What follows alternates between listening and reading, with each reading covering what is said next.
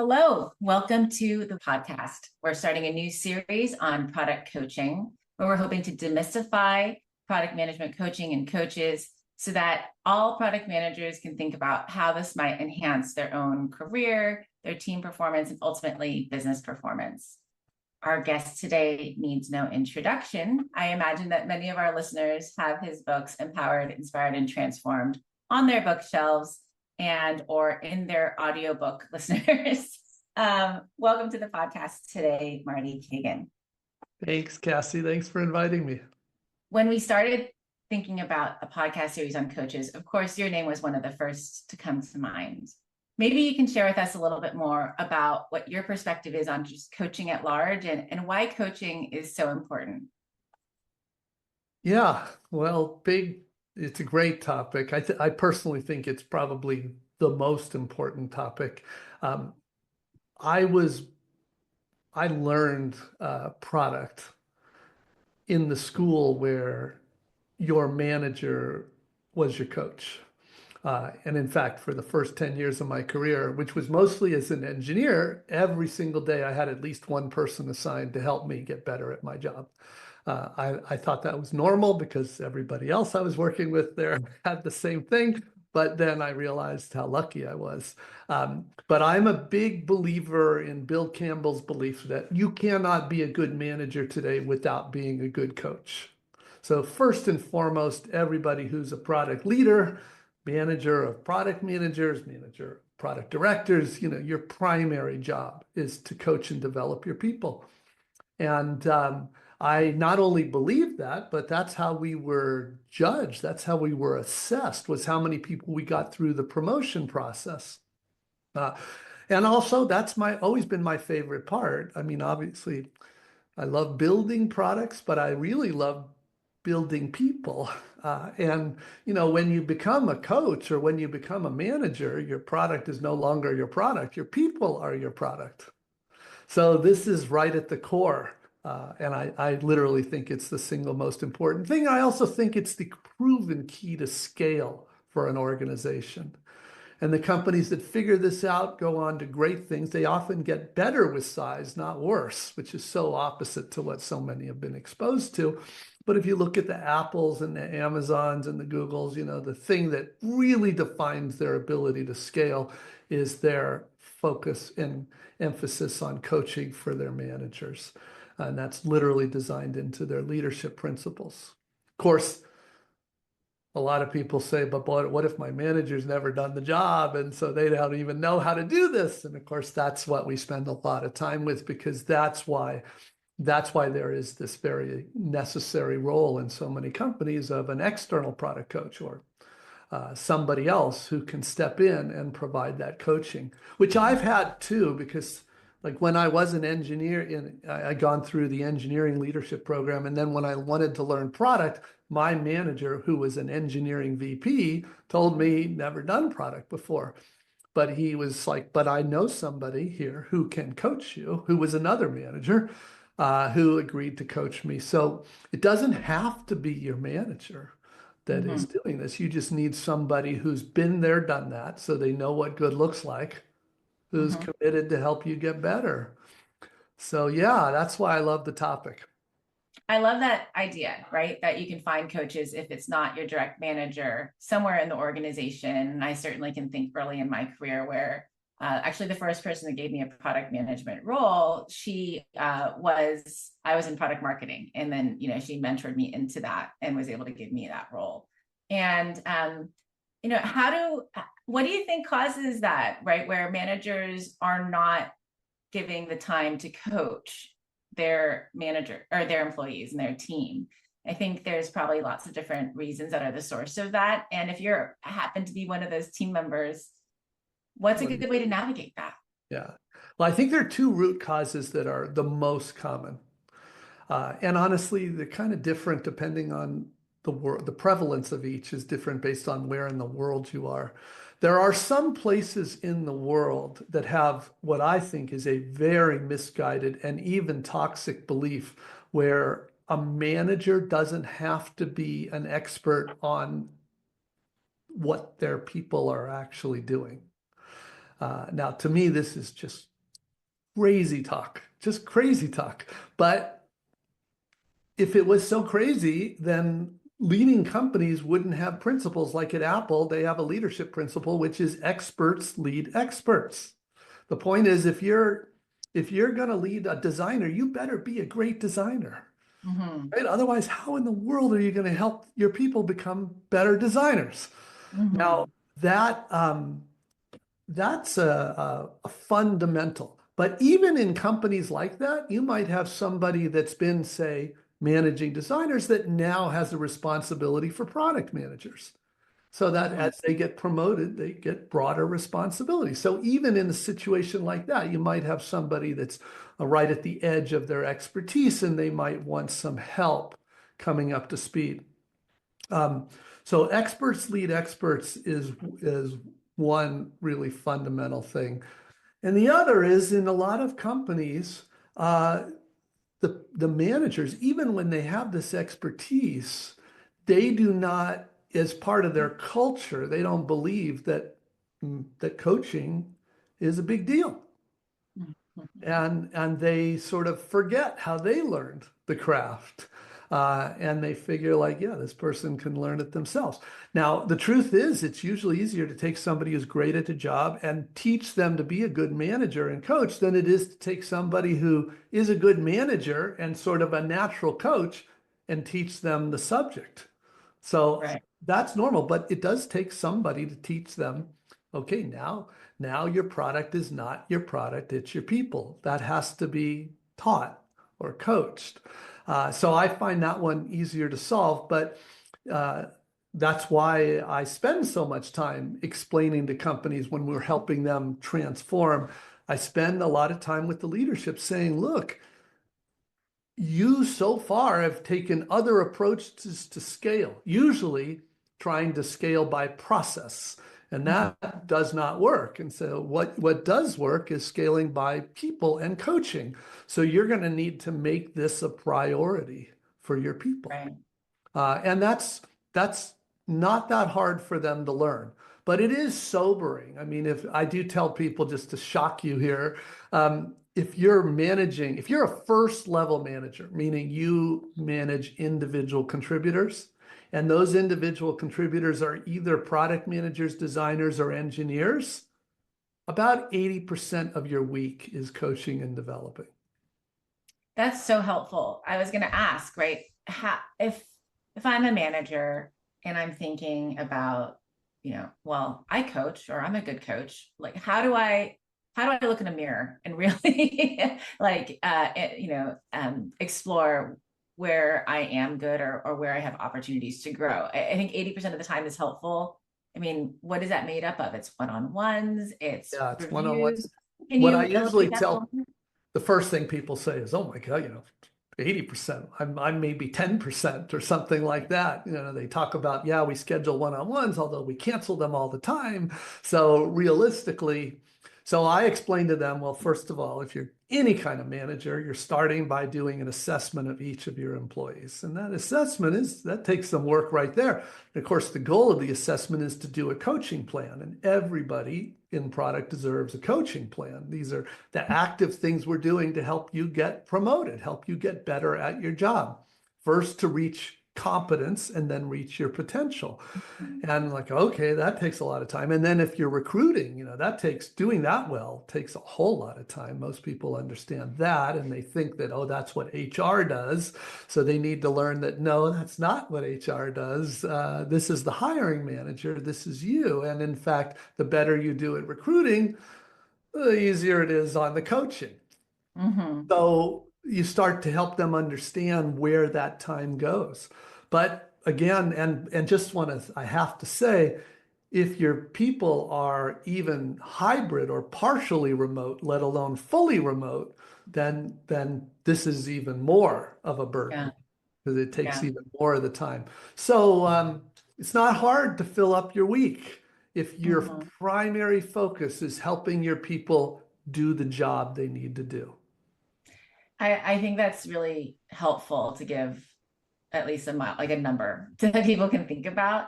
And maybe to add some context, right? It's not that that's administration people operations work, right? I think ultimately, when I've coached PMs, I've said, hey, what are the bullets we're going to put on your resume this year? Those bullets are going to have business impact numbers on them. And let's make sure those numbers are associated to growth for the business and your career. And, you're helping people create and add more value to the company. Right. So it's not just like administration, it's ROI for the business, right? Oh yeah, it's definitely a minor part is people administration, and it's not even the interesting part for sure. Yeah. So yes, now it is important to clarify, the caveat I gave, that was people who manage individual contributors.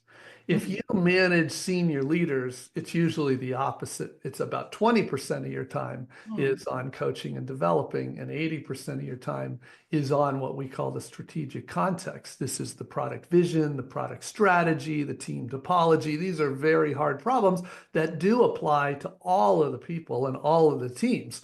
But that's how the nature of the job changes. Of managing individual contributors is primarily coaching. Managing leaders is primarily strategic context. When I think back on some conversations I've had with product leaders and think about these numbers, I do have some empathy for the realities sometimes of early stage startup life where, there's a lot going on and a lot happening that's potentially preventing people from, for example, spending that much time based on just the surface area of work that people are expected to be covering based on a myriad of reasons, whether they're strategic or not, right? And so in those cases, maybe people are aware, I'm burnt out. I've got so much going on. I'm trying to do this. I'm giving it my best shot, but there's, the 15 meetings I had today are part of the challenge. How might you advise people that are conscious of it, but also feeling a little blocked? Yeah. So for early stage startups, the scenario you're posing, I don't even recommend any product managers. And for largely this reason, normally one of the co-founders is your product leader. And that is the product person. And that is, anybody, I've done 2 startups in my career. They're a lot of work. Everybody who's done one knows they're a lot of work. Having junior level product people that I'm supposed to coach and develop is usually more time than it would save. That is a different game because now we're not yet scaling. We're basically, the way we define early stage startup is your pre-product market fit. And in that case, you don't need a bunch of product managers running around. That comes with scale up. You need to focus on the actual product, Right. not the people, right? Actual product. So if you do hire a product person, it's somebody who's able to hit the ground running. This is a different scenario. And in fact, a common problem is hiring product managers prematurely. Another common problem that was sort of between the lines in your scenario, oh, I've got 15 meetings a day. You're probably hiring a project manager. And you're just giving them a title product manager. So, that's a project manager, almost certainly what's going on. Now, sometimes even in an early stage startup, you do need a project manager. I think they can be incredibly helpful, but it's not product management. So Right. be very clear. And so all the coaching and stuff we're talking about is not that. Great. It's really helpful to discern, right? Maybe you can share a little bit more, that you have the post product market fit and then you have enterprise. So when you were saying the 80%, were you thinking about that more in the context of, like Hewlett Packard, where Scale up in enterprises. Yes. Post product market fit. Right. Okay, great. And I think you're mentioning earlier, you are doing a lot of work. Of course, you have Silicon Valley Product Group, which has been a great way for you to scale coaching. And you have other ideas around scaling coaching as well. Did you want to share a little bit more about that? Yeah, sure. I mean, the big thing so we started SVPG like 25 years ago now, almost 25 years ago, but we intentionally wanted to keep it really small. So we didn't want to scale. We didn't want to hire employees. We're 5 partners. We're all equal partners, and some of the listeners may have worked with one of my partners, one or more of the partners. They're amazing. They're like literally the best product leaders I'd ever met. And so, uh, but we didn't want to grow. So Mm. that's nice for us, but it creates a problem. The problem is there's no way we can provide coaching to as many companies as reach out. That's why we write books, is a more scalable way, and all the people that we're never gonna get to their corner of the world. We're never gonna, they're not gonna be able to afford our services. So it's a way to scale. We do free articles all the time, just trying to scale. But the other issue is this question of, well, what does a company do if they don't know how to do this yet? And Mhm. that's where, okay, we need a set of people that we could recommend as coaches. Now, when we were smaller, 15 years ago, 20 years ago, there weren't that many people that were asking us for, introductions to coaches. And we had some great people like Teresa Torres and Jeff Patton and Petra Willie in Europe. And basically we kept them busy. But as as more people moved to product, as more people learned about books like Inspired and Empowered and SVPG, we got a lot more requests. And it didn't take long to overwhelm those people. And so then we said, well, we need a set of people that we have to meet more of these coaches so that we could recommend good people.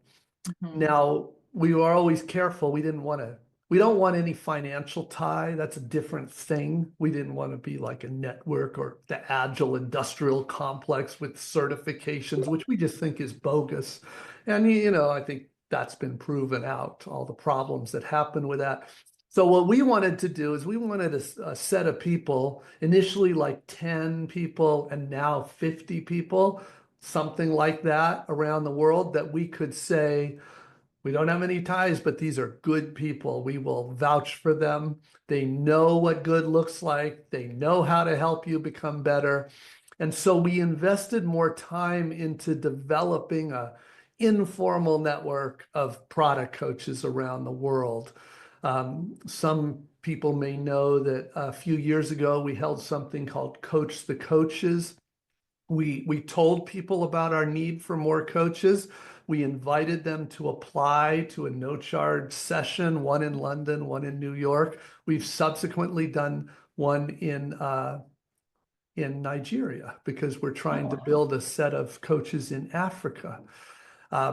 So these were just sort of one-time things for these regions, to identify. And the result was, I mean, the good news was we had hundreds of people apply all over the world. I think a total of about 600 or 700 applied. And we invited between the three, I think 150 in each location. And we basically shared what we've learned about how to be a good coach and also how to build a good coaching practice. Mhm. Because, the thing is, you can be a good coach as a manager, but if you're trying to be a good coach as an independent business, then it's building a business as well. And so there's a Mhm. lot there. So we shared what we had learned, and the result is we have a nice network now of people, I mean, still looking for coaches in some corners of the world.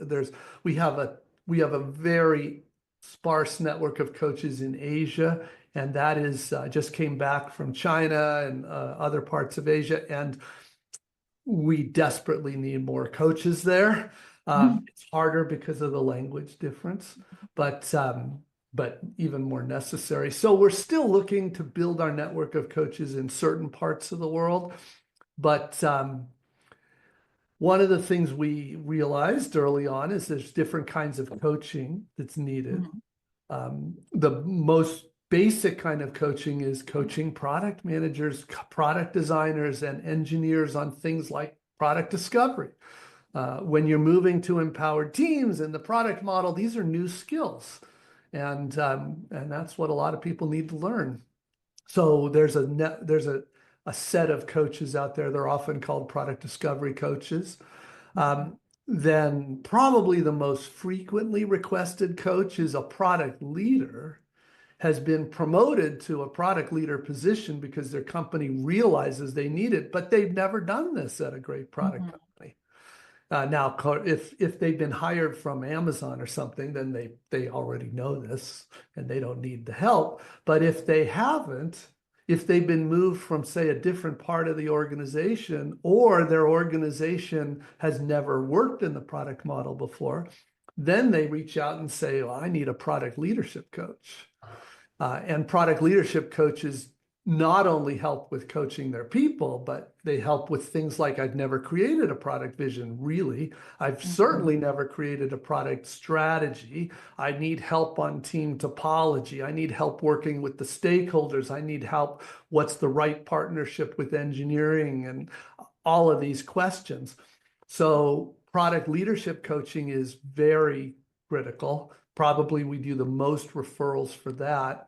And then there's an especially difficult type of coaching called transformation coaching. And this is really where you're working, because in a sense, all coaches are helping with transformation. So is it really it's probably not the right title, but what we mean by transformation coaching is working with the C-suite. So the CFO has questions, the head of sales has questions, the head of marketing, everybody, the CEO, the board of directors. So a transformation coach understands the C-level dynamics. They've been there, done that at large companies, and they can work with the senior leaders on what's required in each of their positions. So that's probably the hardest type. It's also the least common requested, because most of the time the C-suite is leaning on the head of product to drive all this. And that's why most of the coaching is at the product leadership level. Okay. Can you explain that a little more? You said the executive C-suite coaching is less common, but it does seem like there's a lot of opportunity there. I'm not sure I understand. Those are two different things, though. Oh, okay. Because you're pointing out, boy, there should be a lot of need there. Absolutely spot on. But just because there's a lot of need doesn't mean there's a lot of openness to that. Right. It takes a special CEO, a humble CEO, which already it's not that big a subset, right? How many humble CEOs do you know? So it takes a special CEO to realize, wow, this is a big change, and our leaders have never been through this, so we should do this. Now, the truth is that's how most of the companies use SVPG, because all of the leaders have led transformations at big companies, so they kind of trust us to do that. But it's hard. It's hard. It takes a lot of experience to have that credibility. A lot of product leaders want to do this, but they just don't have the credentials to do it with to really get the head of sales to trust them, for example, or the CFO to trust them. So it's one of those things that you're right. There's a real opportunity, but it's also a hard one to solve. And I want to be clear, the best way to earn that trust of the C-suite is the product leader doing what he or she needs to do. There's nothing better than that. So the main way we really address it with the C-suite is we help the head of product deliver business results. Right. And that's what really earns the trust. Yeah. Yeah. And then maybe there's an understanding that, the product leader needs to somehow do a judo move, doing that, like shifting from outputs to outcomes, right? That's right. But doing so in the midst of orders for outputs being requested, right? And figuring out how to earn that trust through that production, but then be able to have a broader impact. It's like a multi-stage political strategy almost. Well, this is becoming a little meta here, but the point is, when you can imagine how common it is for a head of product to say, the real problem here is our CEO and our other stakeholders. They have no idea what we're talking about. And until we can get them to change, nothing can happen. And we give them the coaching, it's actually the opposite. They have hired you as the head of product to lead this. They don't know, but you need to earn their trust. That's how it works. You need to earn their trust. Don't expect them to give you that blank check. You have to earn that. And so we coach them on earning that relationship with the other leaders. Because it really is, it's easy to point at the others, but Mhm. really the key to this is inside. Now, this is the product leader's job. So Mhm. now the harder question is, what if you're not the product leader? What if you're just the product manager or maybe a first level, product director and Mhm. in a big company? That's where it's tougher because you don't have that ability to make all the changes that you need to do. So in that case, it's what we usually encourage is prove the value of the model and your contribution within your area first. That Mhm. might literally start with your product team, Mhm. or it might be just that director's set of teams.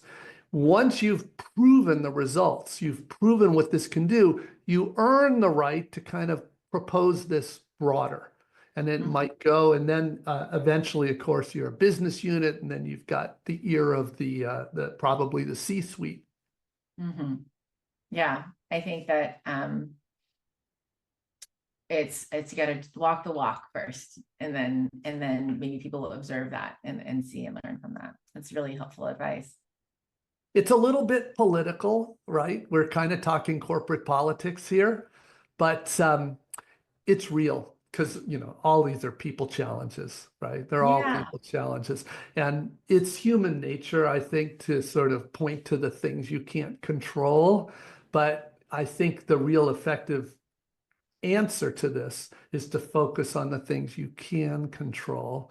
And a product leader can actually control a lot, especially if the product leader makes it a point to really first build a very strong relationship with the engineering leader.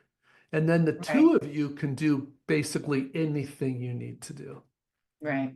Yeah, and I think that relationship with sales is also so important, right? Absolutely That one, critical. if you can get that humming, it's super synergistic, right? Like Oh, in that's fact, in a direct sales organization, then that is usually your most difficult challenge and most important challenge. I would still say you have no hope of doing that unless product leader and engineering leader are working as one. So Mhm. that's the prerequisite to get those organizations aligned closely, two peas in a pod kind of thing. Mhm. And then you can go after winning the trust of sales. And in fact, that is the playbook for so many transformations. Right. When you have coaching happening within an organization, and I'm thinking, for example, about the head of product, head of engineering, when you're working with product leaders, do you know how often are those engineering leaders also getting coaching? Or sometimes even at the enterprise level, there's executive coaches for the C-suite, right? Yeah. Are you seeing that more pervasive now throughout your work, where more people are having coaches of different ilk and Oh, I with think and honestly, it's been common for a long time. In fact, you could argue there's a little bit of a backlash going on because how many organizations do you know that have boatloads of agile coaches? oh well, agile coaching would be different, right? I But think. that's the problem, right? Okay. They're called coaches. As Mhm. far as the CEO is concerned, I'm paying for 35 coaches here. Mhm. And Mhm. of course, the problem there is so many of those agile coaches have never actually been there, done that for, you know, their fundamental core competency is engineering, but a lot of them have never actually done this. So that has led to a bit of a backlash, mostly within the agile coaching world.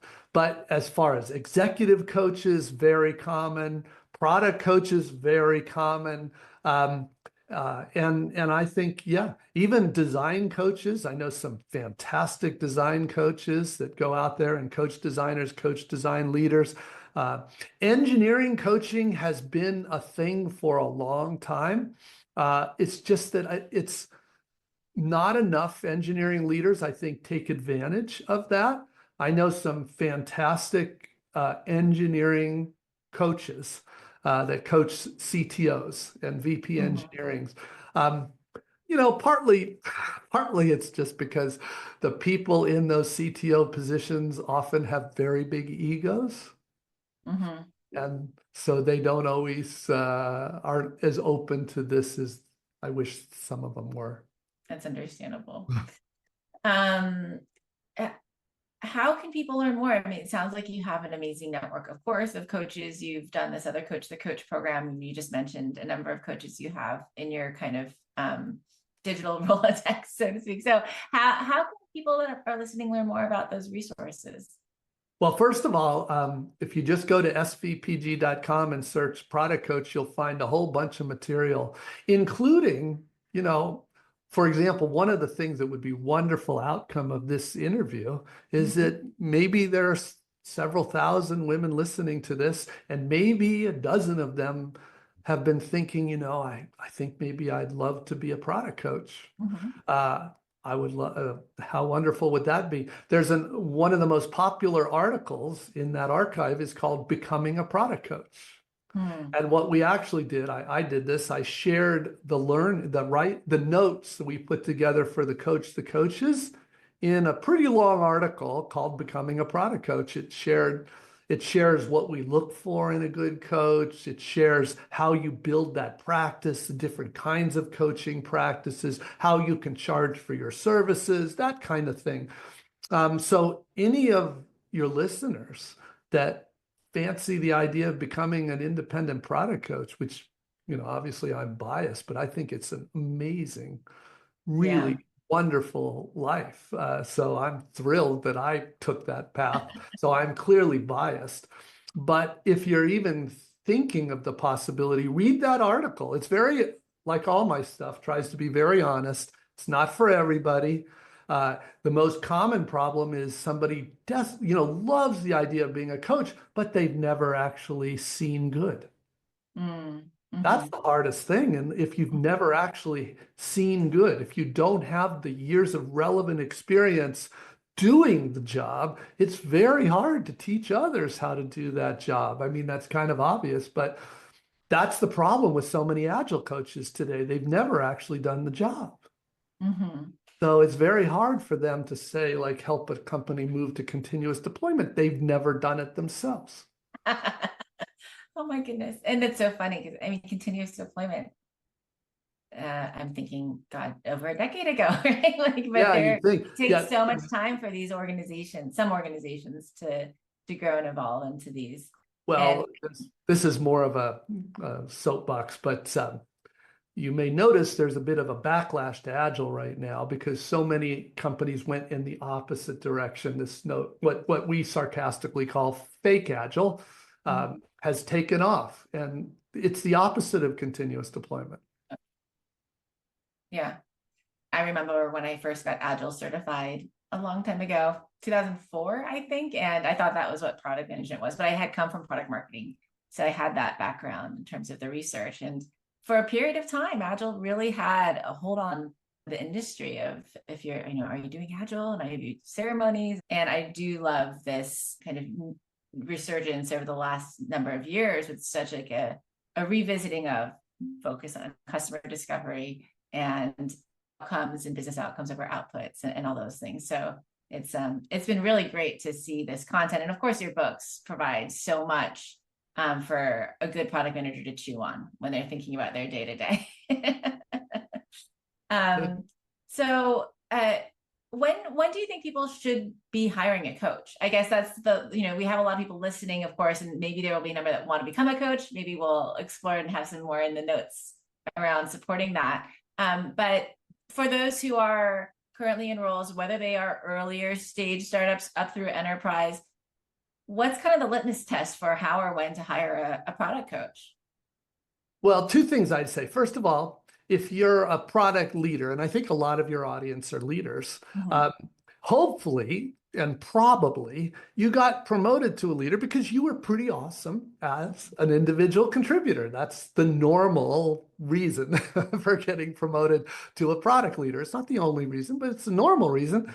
And so if to those people, my message is you should focus on the degree of coaching within your management.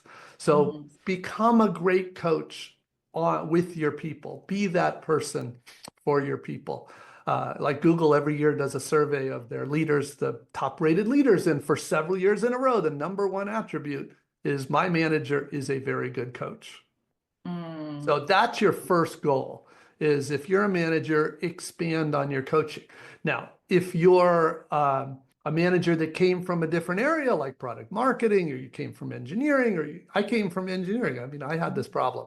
So where you don't have that, deep visceral experience on what you need to coach your people, then that's where you look for an alternative. And the most common alternative is a product coach. Now, I mentioned that there are these three kinds of coaches out there, and depending on where you feel like you need help, if you've never done a real product strategy before, I would hate to do that on my own. I would definitely want to do at least the first quarter with an experienced product leadership coach.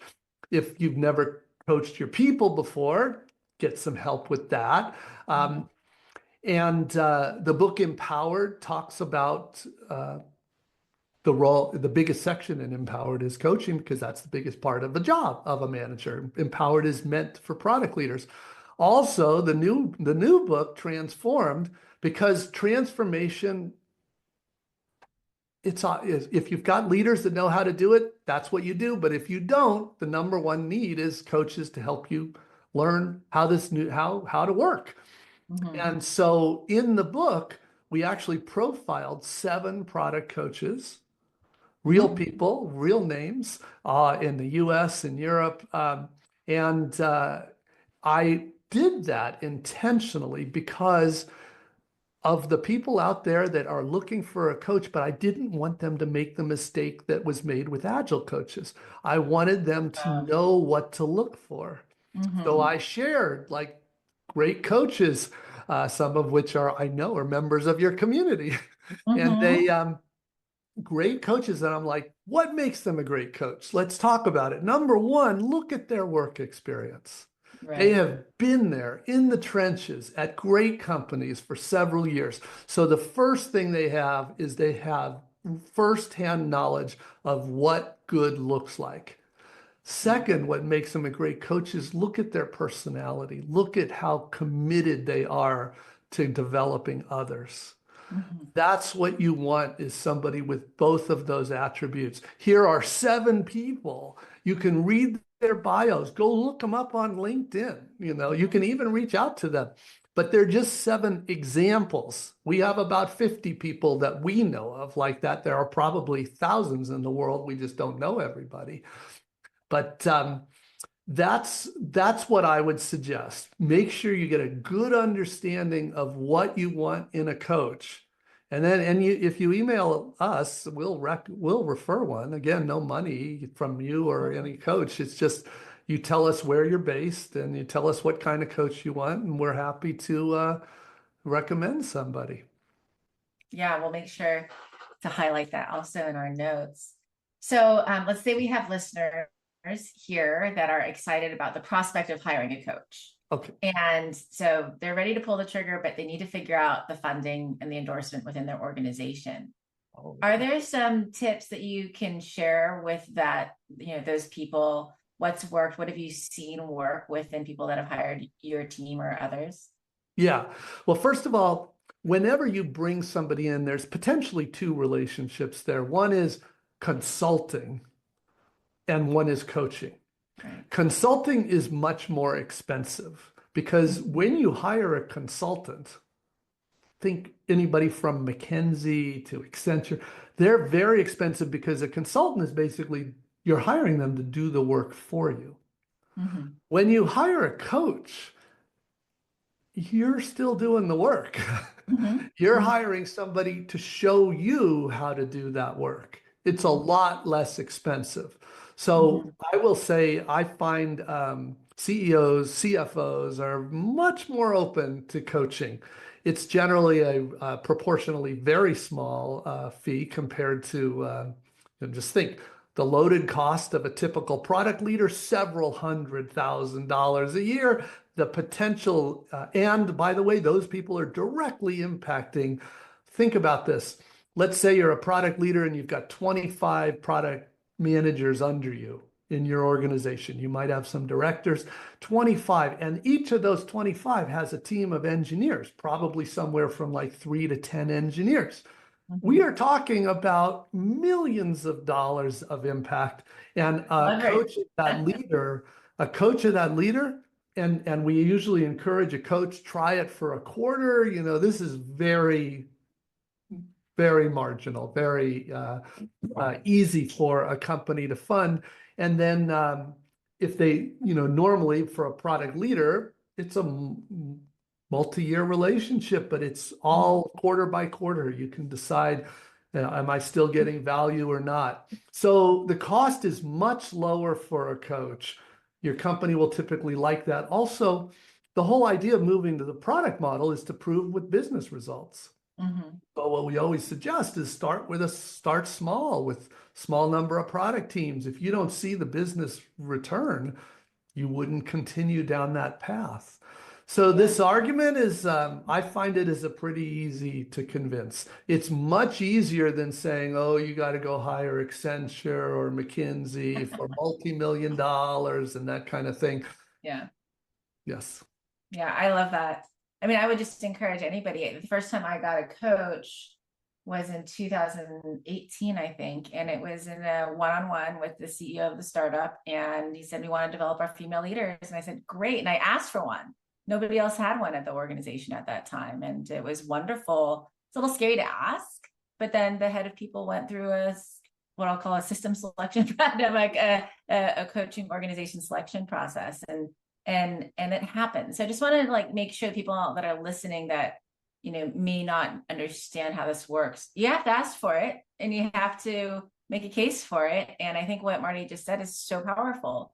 When you're a product leader, you are steering the ship with, $1 million rowers in it, right? And you want to make sure you're steering it as effectively as you can. And even a 5% course correction will absolutely have an ROI for the organization. And so I think it's really exciting, this idea of being able to ask for help and get some outside perspective. Can I suggest too, because the ask for help is so relevant. Today, it is very common for CEOs to have a coach, an executive coach. I mean, again, the ROI is so large on that. Even very good CEOs I know often have a coach. And I'm like, wow, I wish the other ones had them, but even good ones. And a lot of times as part of that executive coach, most of the time, as part of executive coaching, they will talk to the leaders, other leaders, including the product leader. It is a perfect opportunity to say, I can see what you're doing. I think that's amazing. I'm so grateful. You're trying to help our whole company. You're trying to help our CEO. Do you think I would benefit from a product leader specific coach? And very often they're like, heck, absolutely. Yeah, I'll talk to the CEO about that. It's a great way to raise that topic. And it's so common that CEOs have coaches now. Yeah, that's actually a really great interview question if you're exploring a role. Does the C-suite use executive coaching or have coaching? Because it demonstrates where their values are in terms of that, and maybe that you might be able to have experience that as well. What a great way to end. Yeah, I would say everybody should read Marty Cagan's books, but $1 Trillion Coach by Bill Campbell. You mentioned him earlier in the conversation. Also, Reboot is another really great book that talks about executive level coaching. And if people haven't had a chance to read those, I highly recommend they explore those as well. But thank you so much for having this conversation specifically about coaching. Of course, the product operating model hopefully is everyday vernacular for most of our listeners at this point. But to learn more about what it's like to work with a coach, it's really invaluable. So thank you for your time, Marty. Thank you for inviting me, Cassie. I enjoyed the conversation. Thank you for listening. This podcast is an original production of Women in Product. Follow us on Apple Podcasts, Spotify, or the Women in Product YouTube channel. Leave us a review so that others can discover us, or share this episode with someone you know. Original music provided by Jenny Hahn.